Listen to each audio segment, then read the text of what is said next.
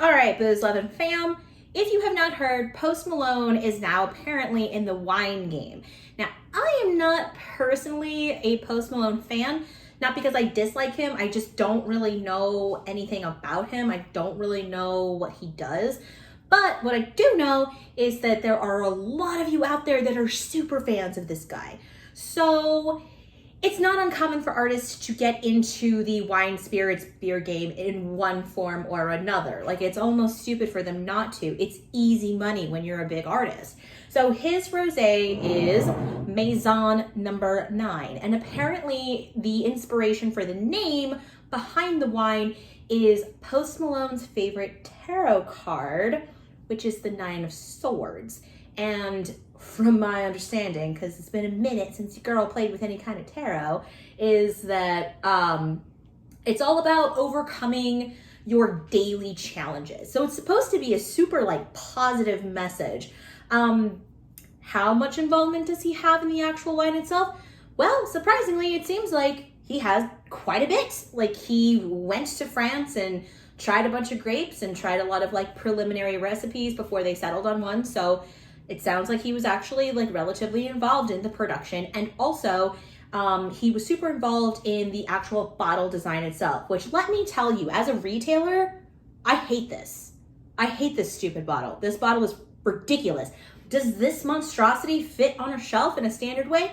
No, it doesn't. And it's super, super, super annoying. I get that you were trying to like stand out and be cool, but bruh, like, calm down with your tall, lanky ass bottle. Also, I guess it was super important to him to have an all glass closure, because glass is a little more sustainable than some other options. So I will say that like the cork itself, oh my God, if I can get it out of here, is kind of cool. Like, it's an all, I don't know if you can see it. It's an all glass cork. It's got like the number 9 on there. It kind of looks like a castle turret. It's pretty neat. We're gonna give it a shot. We're gonna see what's up. I will say that this bottle actually was gifted to me by one of my coworkers. It's a super funny story. So she just started running the department right next door to mine not terribly long ago, although I don't even know anymore because time's not even real. And we did not even know each other, but we look really, really similar.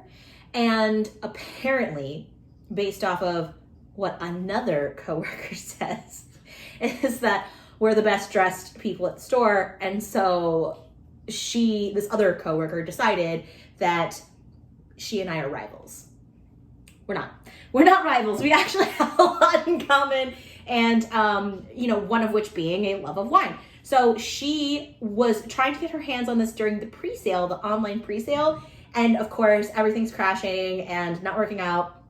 And she keeps hitting the button to place her order, and it placed 3 orders, and she ended up with a ton of this wine during the online pre-sale, not even knowing that it was going to be available right next door to her department. So thanks, Amy, and we're gonna give this a shot right now. Whoa, oh, calm down there, buddy. Okay, so right off the bat, this is like an incredibly, incredibly pale rosé. My goodness. The color itself is sort of salmony pink, but very, very pale. Ooh, it smells really yummy. I'm almost getting a tropical thing here, like pineapple and banana, which is weird because I don't normally get banana in a rosé.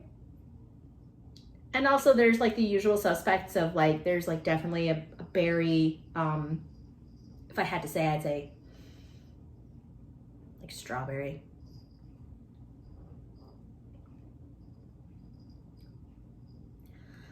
Okay. So this is an incredibly full-bodied rosé. I'm not even mad about it. When I say it's full-bodied, I mean, it's full-bodied for a rosé. It's still very, very light. It's very crisp. It's almost surprisingly sweet in the front. This one has almost like a creamy, like fruity, custardy thing going on. I don't hate it.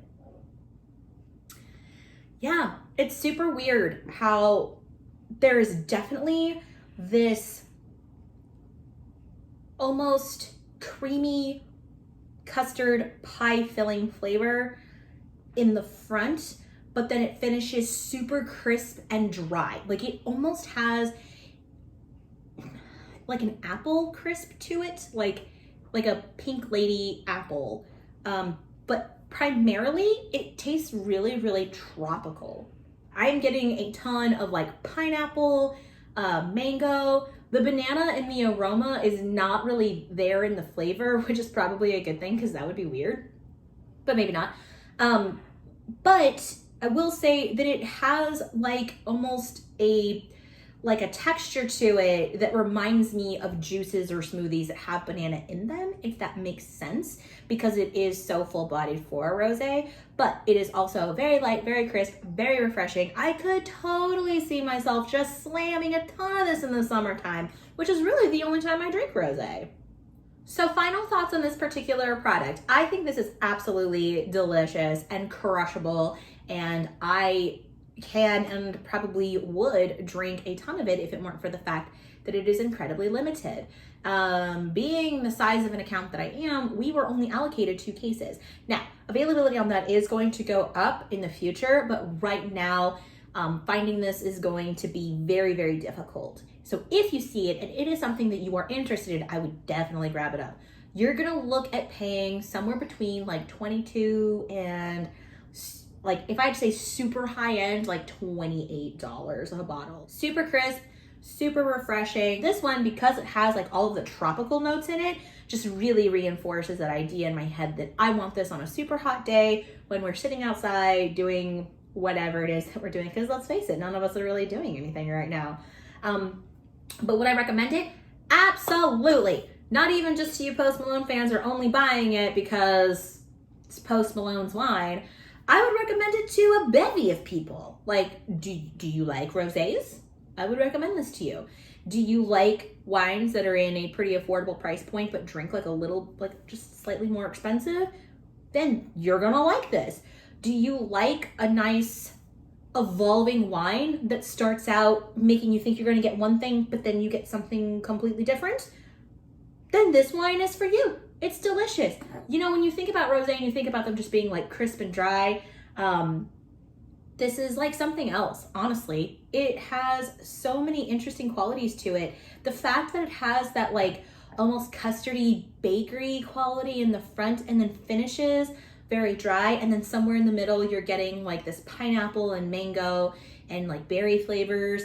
I mean, come on. What's not to love? Oh, that is my take on the new Maison No. 9 Post Malone's very own wine. Honestly, like if this is what he's doing right now, just getting into the wine game, I'd be interested to see if he goes any further and what sorts of things he gets himself into. I will say that I think it's worth noting that his tagline, or maybe not his tagline, but one of the quotes that's out there for him, for how he feels about rosé, is that rosé is wine for when you want to feel a little fancy. So take that information, do with it what you will. I guess I'm just gonna go over here and just be fancy as fuck with my rosé.